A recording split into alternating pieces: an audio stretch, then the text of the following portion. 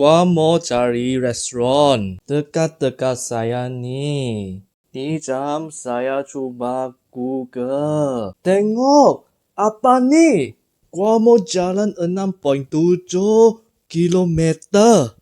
Apa sih? Kalau lu mau cadangkan tempat yang api dekat. Apa sih Google? Lu tak serta. Lu bisa bangun tak? Ni jam gua naik berapi. Ni jam gua mau cari low air restaurant yang ada atik 2 tekan arah. Oke, 2 menit sampai sana. Alamak, lu punya desain amcamnya. Apa sih yang api dekatnya lu tak mau taruh? Yang api atemnya. Lu kasih gua naik geram siap.